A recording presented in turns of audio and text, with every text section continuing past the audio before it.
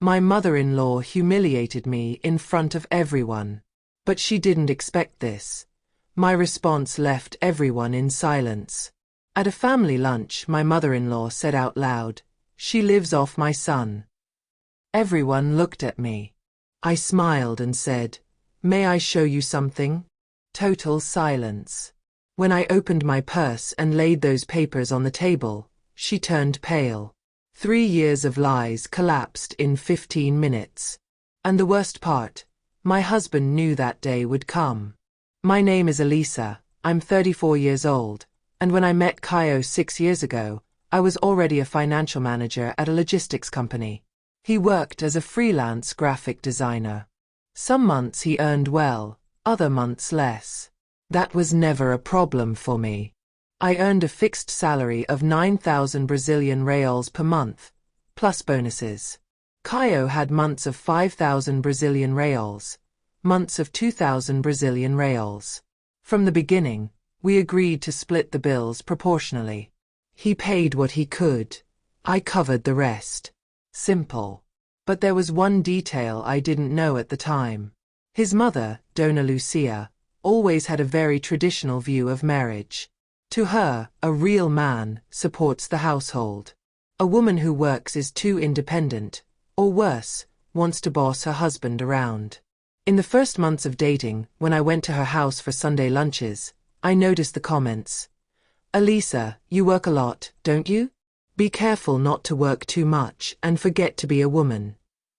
Or, "My Kaio has always been very responsible since he was little.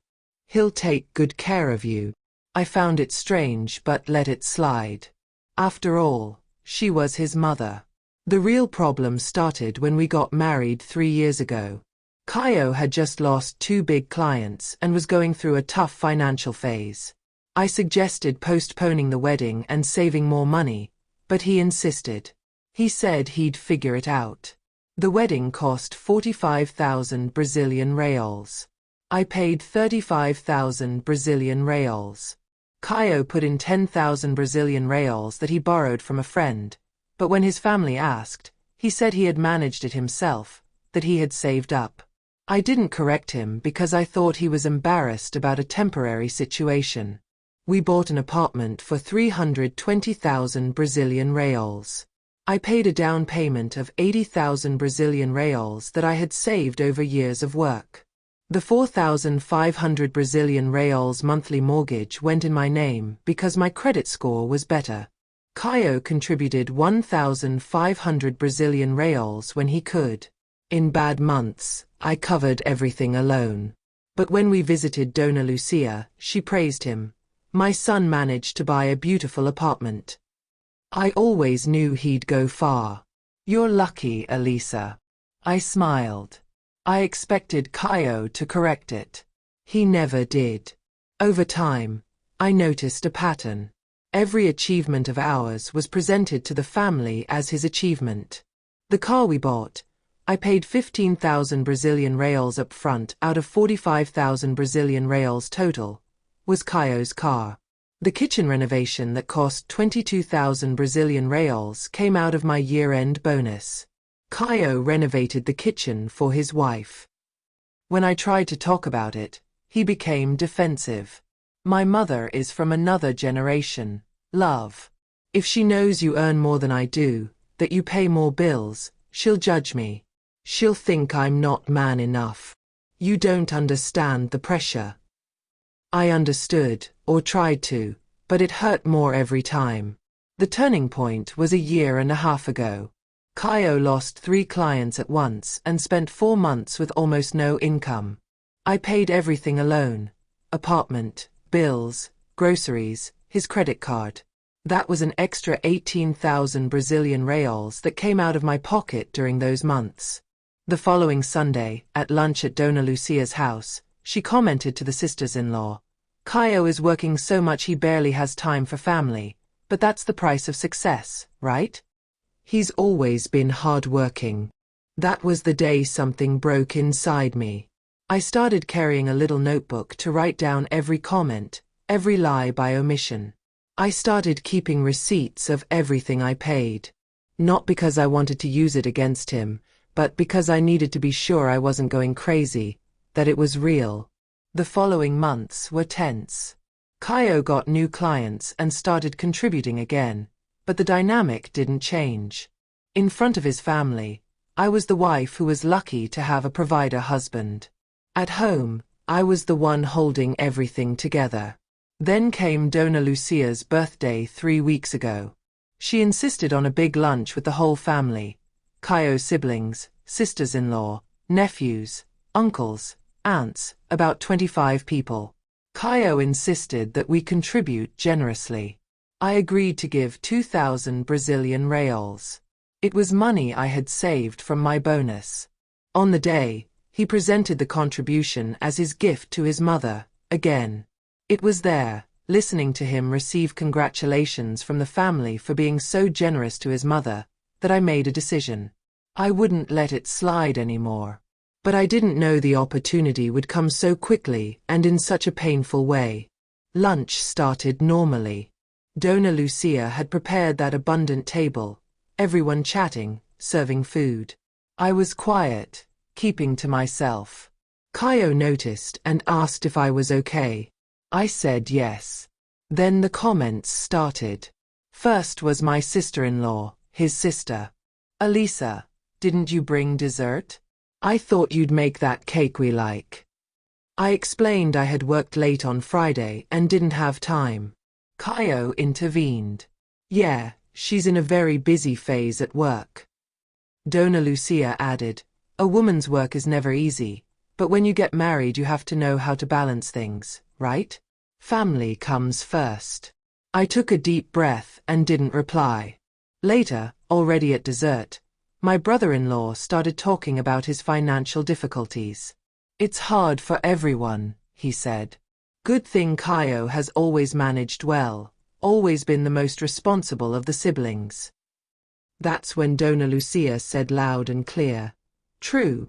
Thank goodness my son has his head on straight, because it looks like Elisa really lives off him.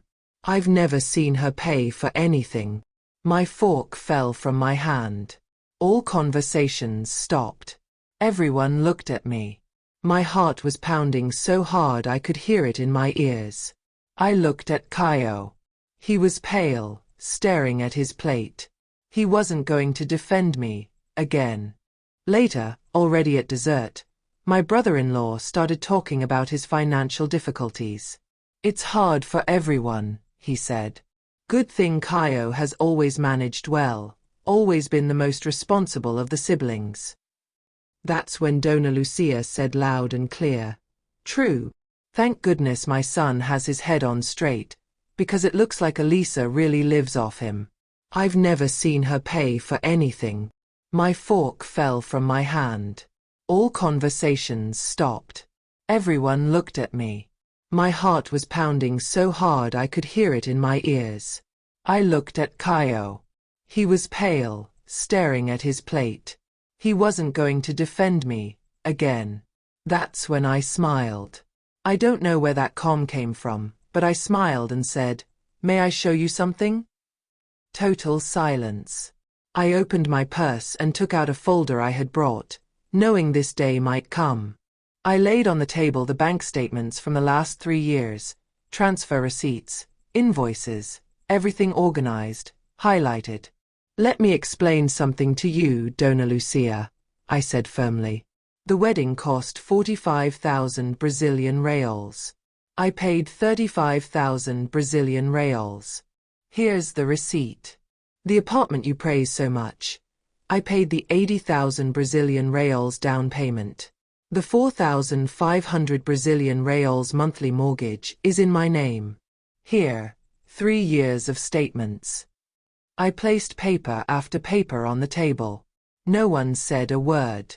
The car, I paid 15,000 Brazilian reals up front. The kitchen renovation you said Kaio did?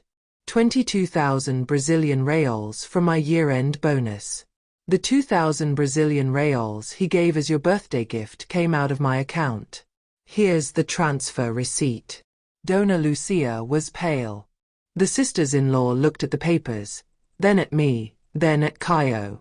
Over the last 3 years, my eyes filling with tears, but holding them back, I paid 212,000 Brazilian reals in household expenses.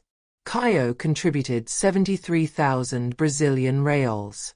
It's all here, month by month. I looked at my husband. He wouldn't lift his eyes.